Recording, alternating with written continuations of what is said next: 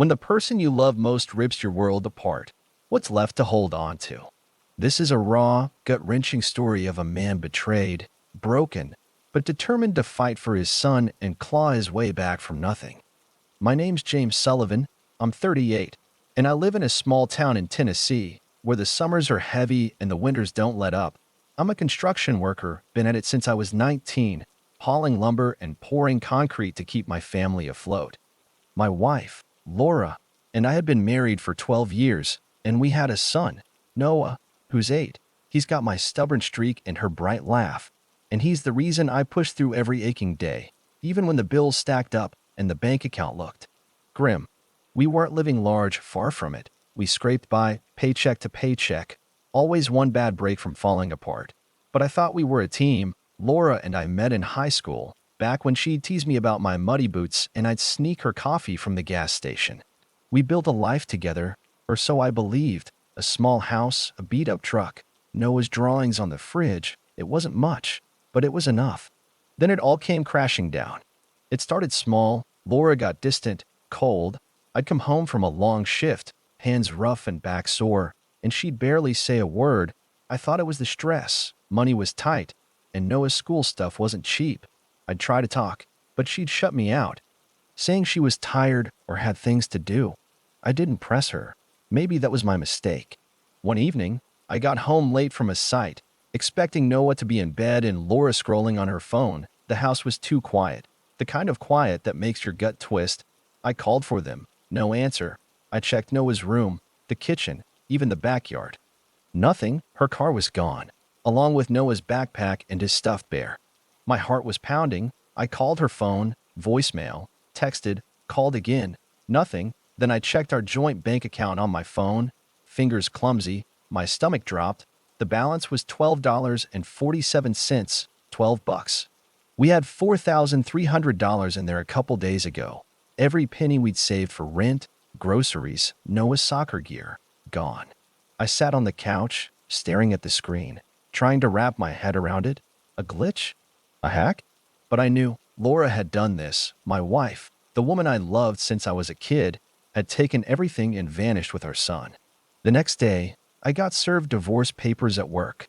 Laura was going for full custody of Noah, claiming I was neglectful and unfit. Neglectful? I worked 60-hour weeks to keep us going. I helped Noah with his spelling tests, took him to every practice, tucked him in at night. Unfit? It felt like a knife in my chest. She'd spun a story that made me sound like a stranger in my own son's life. I called her family, her friends. No one would talk to me. Her sister just said, "Leave it alone, James," and hung up. I drove to her mom's house, but it was dark, locked up. It was like I'd been cut out of my own world. Within a week, I couldn't cover rent. The landlord gave me 30 days to clear out. I sold what I could, some tools, an old radio, but it wasn't enough. I ended up sleeping in my truck, parked near a diner, showering at a cheap gym. Every night, I'd lie there, staring at the roof of that rusty Chevy, wondering where Noah was, if he was scared, if he thought I'd left him behind.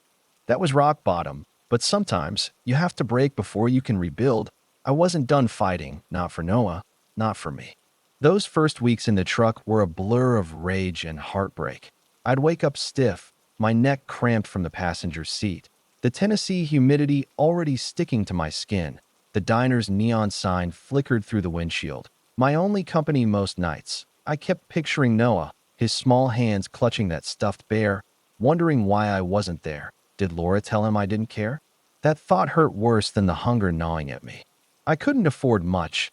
I'd grab a coffee and a day-old muffin from the diner, rationing what little cash I had left after selling my tools. My phone was still active, barely, but every call to Laura went unanswered.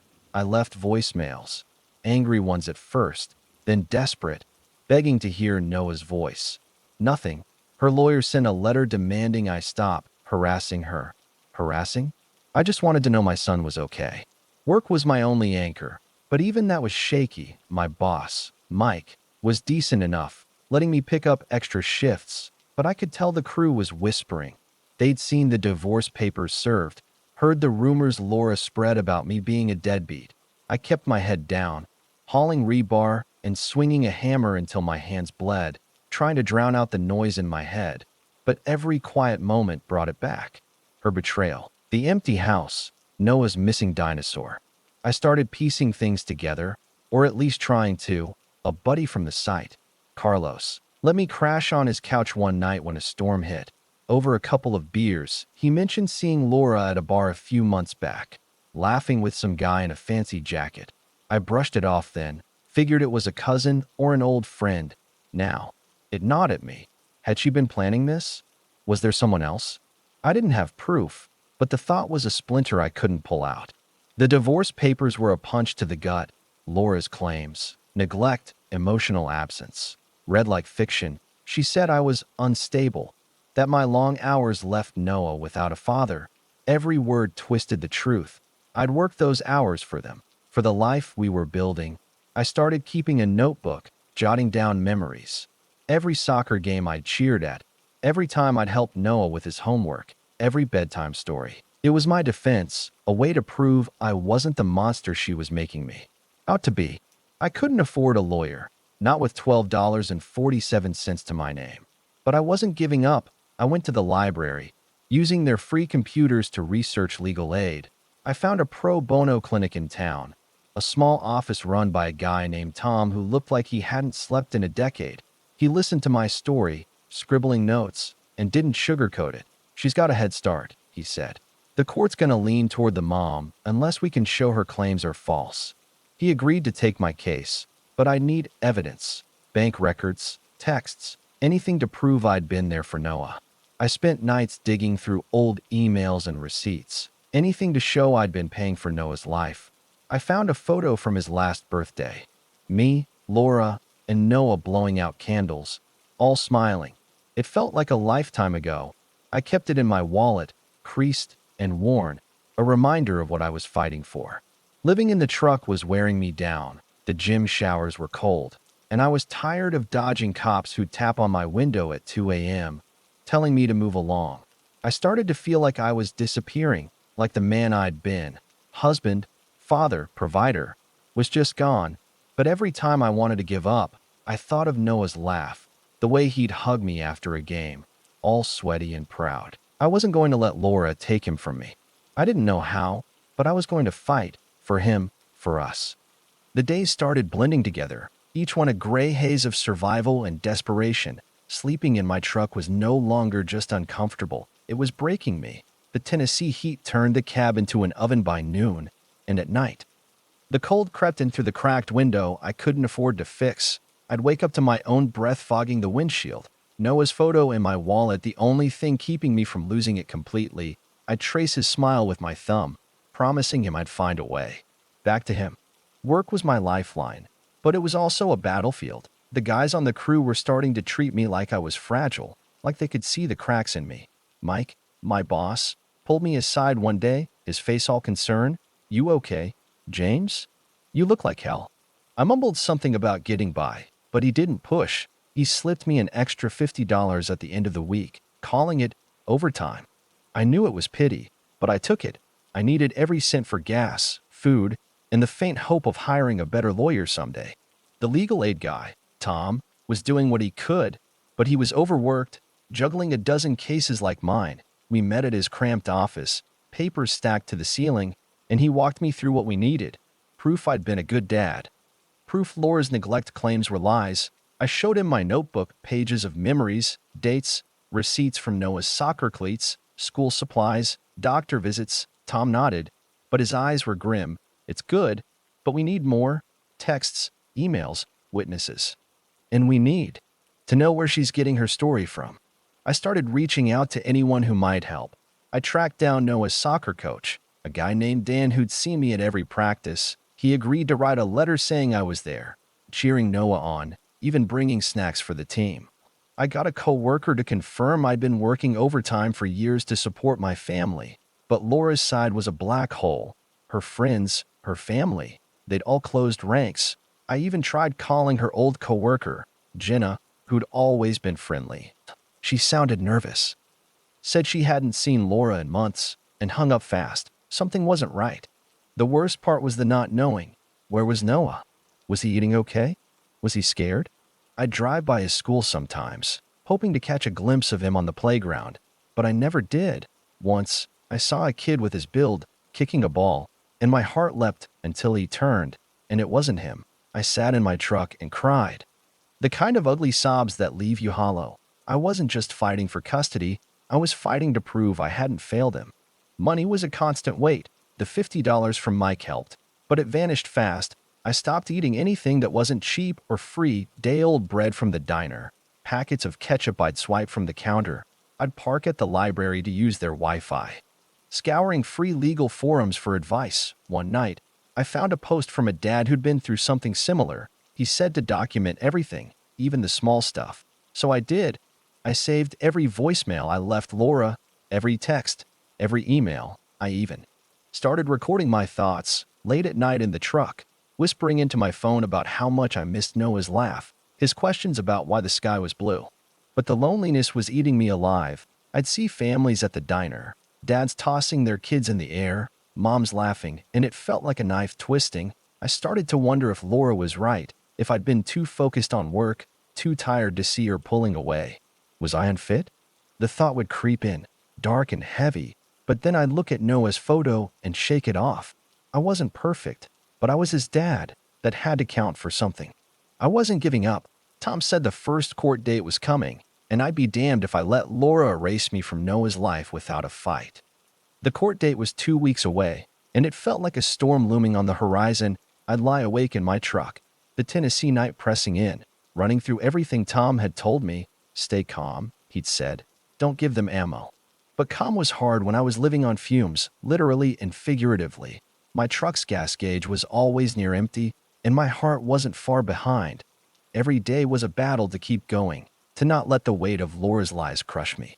I was still sleeping in the truck, parked behind the diner or in a quiet lot near the edge of town. The routine was grinding me down, waking up sore, splashing my face in the gym sink, eating whatever I could stomach from the dollar store.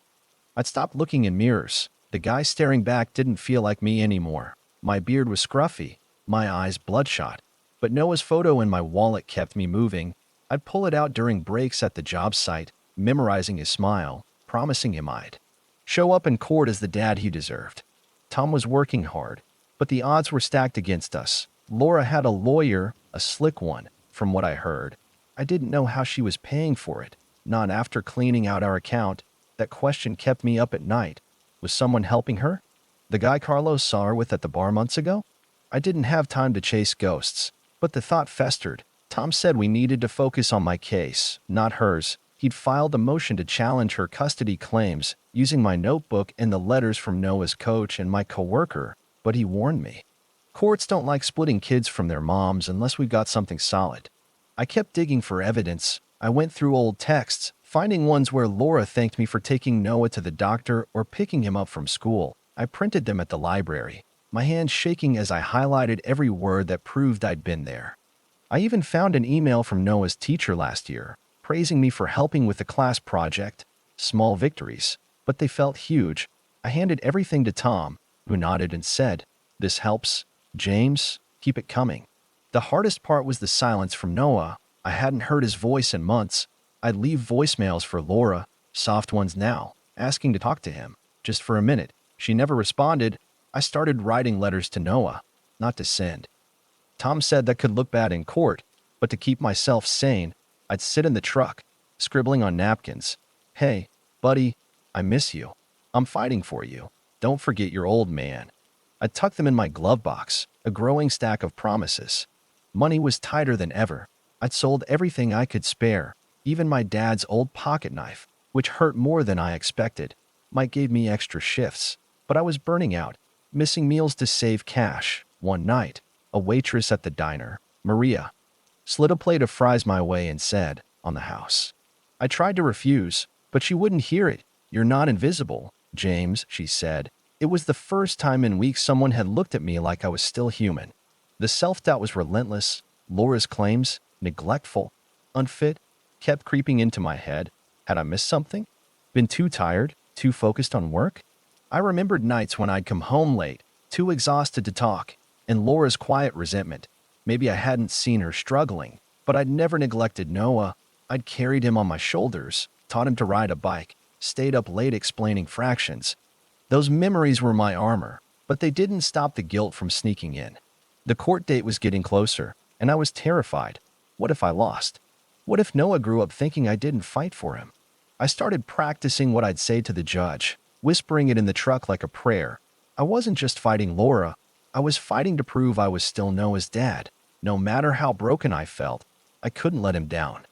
The morning of the court date, I woke up in my truck with my heart hammering. The Tennessee sunrise was barely breaking, and I was already sweating through the only clean shirt I had left, a wrinkled button-up I'd ironed on a diner table with a borrowed travel iron. I looked at Noah's photo, creased from being handled so much, and whispered, "This is for you, buddy." I wasn't sure if I was ready, but I had to be. Tom met me outside the courthouse, his tie crooked and his briefcase overflowing. "Just tell the truth, James," he said, clapping my shoulder. "Don't let her lawyer rattle you." Easier said than done. My hands were clammy, and my stomach churned like I'd swallowed gravel. I hadn't seen Laura since she left, and the thought of facing her, knowing she'd taken Noah and our life savings, made my blood boil and my chest ache at the same time. The courtroom was small, sterile, nothing like the dramatic ones on TV. I sat next to Tom, clutching my notebook like a lifeline. When Laura walked in, I barely recognized her. She was polished, hair pulled back, wearing a dress I'd never seen. She didn't look at me, just sat with her lawyer, a guy in a sharp suit who kept whispering in her ear, "No, Noah." I'd hoped he'd be there, just so I could see him, even from across the room. The judge was an older woman with a no-nonsense stare. She called the case, and Laura's lawyer went first, laying out her story like it was gospel. He said I'd been an absent father, too busy working to care for Noah, leaving Laura to single-handedly raise him. He painted her as a saint, struggling under my neglect. Every word was a punch. I wanted to yell, to tell them about the nights I'd stayed up with Noah when he was sick, the mornings I'd driven him to school before a 12-hour shift. But Tom put a hand on my arm, whispering, "Wait." When it was our turn, Tom presented my evidence. My notebook, the letters from Noah's coach and coworker, the printed text and emails. He argued I'd been a devoted dad, that Laura's claims were exaggerated, that she drained our account and left without warning. I took the stand, my voice shaky at first. I told the judge about Noah, how I'd taught him to tie his shoes, how we'd built a birdhouse together last summer, how I'd worked overtime to afford his soccer camp. I admitted I wasn't perfect, that maybe I'd been too tired sometimes, but I loved my son. I looked at Laura when I said it, hoping she'd flinch. She didn't. Her lawyer cross-examined me, and it was brutal. He twisted my long hours into abandonment, asked why I hadn't noticed Laura's distress sooner. I stumbled, saying I'd trusted her, that I thought we were a team. He smirked, like he'd scored a point. Tom objected, but the damage was done. I felt exposed, like every mistake I'd ever made was on display. Laura took the stand next. She was calm, too calm, talking about how overwhelmed she'd been, how my work left her alone with Noah, how she'd had no choice but to leave for his sake. She didn't mention the money. I wanted to scream. What about the $4,300? Where's my son? But I bit my tongue, my hands clenched under the table. The judge didn't rule that day. She said she'd review the evidence and set another hearing in a month, another month without Noah. As we left, I saw Laura in the hallway, her lawyer guiding her out. I called her name, my voice cracking. She turned. Just for a second, and her eyes were cold, like I was a stranger. It broke something in me. Back in my truck, I sat there, numb. Tom said we'd done okay, that the judge seemed fair, but I couldn't shake the fear that I'd lose Noah for good. I pulled out one of my napkins from the glove box and wrote, "I'm still here, Noah. I'm not giving up." It was all I had left to give. That month after the court hearing felt like a lifetime trapped in slow motion. Every day dragged, heavy with the weight of waiting for the judge's decision. I was still in my truck, the Tennessee nights growing colder, my breath fogging up the windows as I curled up under a secondhand blanket I'd found at a thrift store. Noah's photo was my anchor, but it was starting to feel like a ghost, something I could hold but not touch. I'd stare at it, wondering if he was forgetting me, if Laura was, filling his head with lies. I kept working, hauling concrete and nailing frames, but my heart wasn't in it. The crew noticed. Carlos, The only guy who didn't treat me like I was broken started bringing me extra sandwiches from his wife's kitchen. You gotta eat, man, he'd say, tossing me a baggie of tamales. I'd nod, grateful, but food tasted like cardboard. All I could think about was Noah, where he was sleeping, if he was happy, if he missed me. The not knowing was a kind of torture.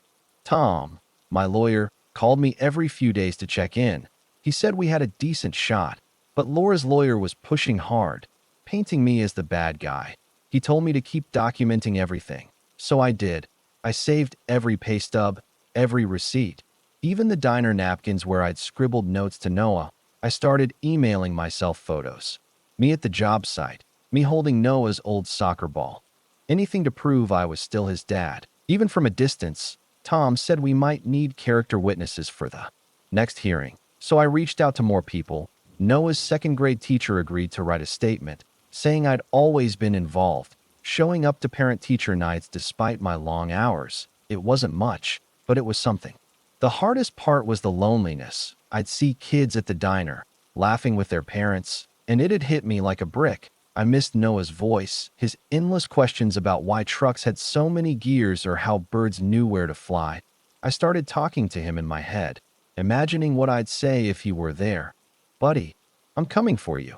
Don't give up on me. It was pathetic, maybe, but it kept me going. I was scraping by, but money was a constant knife in my side. I'd saved a little from extra shifts, enough to buy a cheap suit for the next hearing. It was stiff, too big in the shoulders, but it was better than showing up in work boots and a flannel. I practiced what I'd say to the judge, standing in front of my truck's side mirror, trying to sound steady. But the doubt was always there, whispering, "What if you're not enough? What if she wins?" One night, I hit a breaking point. I was parked near the library, rain hammering the truck, and I couldn't stop thinking about Laura's cold stare in the courtroom. Why had she done this? I pulled out my phone and scrolled through old texts, looking for clues. I found one from last year, her thanking me for fixing Noah's bike. "You're a good dad," she'd written. It felt like a lie now, but it also reminded me of who I was. I wasn't perfect, but I'd been there, always. I started going to a free community center group for single parents. It was mostly moms, but they didn't judge. One guy, Dave, had been through a custody fight and won. He told me to focus on the long game, to show the court consistency. Kids need stability, he said. Be that for him. I took his advice, forcing myself to eat better, to shave, to show up to work on time. I even started writing down my goals. Get a real place to live, get Noah back, be the dad he deserved. The next hearing was coming, and I was terrified but ready. I'd fight with everything I had, even if it was just a notebook full of memories and a heart that wouldn't quit. Noah was worth it. The weeks before the next court hearing felt like walking a tightrope. One wrong step, and I could lose Noah for good. I was still in my truck most nights, the Tennessee cold seeping into my bones, but I was starting to claw my way out of the hole. Carlos, my buddy from work, offered me his garage couch for a few weeks while his brother was out of town. It wasn't much, a lumpy old thing with a spring that poked my back. But it was a roof, a step up from the truck's passenger seat. I could shower without sneaking into the gym, and I started feeling human again. I threw everything into preparing for court. Tom, my lawyer, was optimistic but cautious. "You're showing stability," he said, flipping through my notebook, now thick with receipts, pay stubs, and letters. "But Laura's team is digging in. They're saying you're still unfit. Living in your truck." That stung. I told him about the garage couch, how I was saving for a cheap apartment. He nodded. "Documented. Every step forward counts." So I did. Photos of the couch, a bank statement showing my measly savings, even a note from Carlos confirming I was staying with him. It wasn't much, but it was proof I was trying. The community center group became my lifeline. Dave, the guy who'd won his custody fight, kept me grounded. He'd sit with me after meetings, sipping bad coffee, telling me how he'd felt the same fear, the same guilt. "You're not just fighting for Noah," he said. "You're fighting to show him you never gave up." I started opening up more, sharing how Laura's betrayal had me questioning everything. Had I been too focused on work? Had I missed signs she was unhappy? The group didn't have answers, but they listened, and that was enough to keep me from spiraling. I kept writing to Noah, My glove box now stuffed with napkins and scraps of paper. Buddy, I got a couch now. It's not home, but it's a start. I'm coming for you. I imagined him reading them someday, knowing I never stopped fighting. I even started sketching little things for him, birds, trucks, the kind of doodles we used to do together. It was my way of staying connected, even if he was miles away. Money was still tight, but I was getting by. Mike gave me a small raise, calling it a performance bonus. Though I knew he was just helping me out, I stopped eating diner scraps and started buying groceries, cheap stuff like ramen and canned beans. But it felt like progress. I saved every extra dollar, dreaming of a one-bedroom apartment where Noah could have a bed of his own. I even looked at a place online, a rundown unit with peeling paint, but it had a window Noah would love, facing a park. It was a long shot, but it gave me something to aim for. The night before the hearing, I couldn't sleep. I sat on Carlos's couch, my suit laid out, practicing what I'd say to the judge. I wanted to tell her about the real me, the dad who'd braided Noah's shoelaces into super speed knots, who'd stayed up late building a Pinewood Derby car for scouts. But I was scared. Laura's lawyer had torn me apart last time, twisting my words. What if the judge believed her? What if Noah grew up thinking I didn't care? I called Tom, my voice shaky. He told me to focus on the truth. You're not perfect, James, but you're his dad. That's your strength. I hung up, pulling out Noah's photo. I traced his face, promising him I'd fight harder this time. I wasn't just fighting Laura or the court. I was fighting the voice in my head saying I'd already lost. By morning, I was exhausted but ready. I shaved, put on the too big suit, and tucked Noah's photo in my pocket. The courthouse loomed ahead, and I walked in with one thought. This is for you, Noah. Whatever happened, I wasn't backing down. Walking into the courthouse felt like stepping into a ring. My heart pounding like I was about to take a punch. The Tennessee air was thick, and my cheap suit itched, but I held Noah's photo in my pocket, a talisman against whatever Laura's lawyer would throw at me. Tom was beside me, his briefcase stuffed with my notebook, letters, and every scrap of evidence we'd scraped together. You've got this, James, he said. But his eyes were tired. We both knew the stakes. The courtroom was the same, cold, small, the judge's stare cutting through me. Laura sat across the room, her face blank, her lawyer whispering like a snake. I searched for Noah, hoping for a glimpse, but he wasn't there. My chest tightened. Tom squeezed my arm. Focus. He whispered. I nodded, gripping my notebook. Laura's lawyer went first, doubling down. He called me unstable, pointed out I'd been living in my truck, said Noah needed a safe, consistent home with his mother. He waved a bank statement, mine, from when Laura drained our account. Like it proved I was reckless. I wanted to shout. She took it, but I stayed quiet, my jaw aching from clenching. Tom stood up, calm but firm. He presented my evidence, the letters from Noah's coach and teacher, my pay stub showing overtime, text proving I'd been there for Noah. He showed photos of Carlos's garage, proof I was moving forward. He argued Laura's claims were baseless, that she'd left without warning, taking our savings and Noah. I took the stand, my voice steadier this time. I told the judge about Noah, how he built kites last spring, how I'd taught him to whistle. I admitted I'd been stretched thin, working long hours, but it was for them. I'm not perfect, I said, looking at the judge, but I'm his dad. I'd do anything for him. Laura's testimony was cold. She said she'd felt abandoned, that my work left her to raise Noah alone. She didn't mention the money or why she'd vanished. Her lawyer tried to trip me up again, asking about my transient lifestyle. I told him about the garage couch, the apartment I was saving for. He smirked, but the judge's face stayed unreadable. She ruled at the end of the hearing. Not full custody. Laura still had primary, but I got partial custody, weekends with Noah. It wasn't everything, but it was something. I could see my son again. Tom clapped my back, saying we'd keep fighting for more. I walked out, dizzy with relief, but Laura's cold glance lingered in my mind. Things started to shift after that. Mike, my boss, connected me with a friend who needed a site foreman for a bigger construction company. It paid better, enough to finally rent that one-bedroom apartment with the park view. I moved in, painting the walls a bright blue Noah loved. It wasn't home yet, but it was a start. I started therapy, too, at a free clinic Dave from the community group recommended. The therapist, a quiet woman named Ellen, helped me unpack the guilt. I'd blamed myself for Laura's betrayal, for not seeing it coming. Ellen made me see I'd done what I could with what I had. You're still here, she said. That's what matters. I started forgiving myself, piece by piece, for Noah's sake.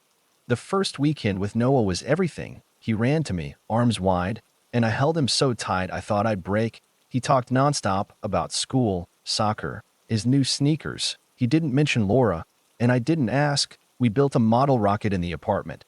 Laughing when it crashed into the couch that night, tucking him in, I whispered, I'm never leaving you, buddy. He smiled, half asleep, and I felt whole for the first time in months. I wasn't done fighting. Laura still had her secrets, and I'd push for more time with Noah, but I was stronger now, rooted in something deeper than anger. Rock bottom had taught me who I was fighting for. Noah, and the man I was becoming for him.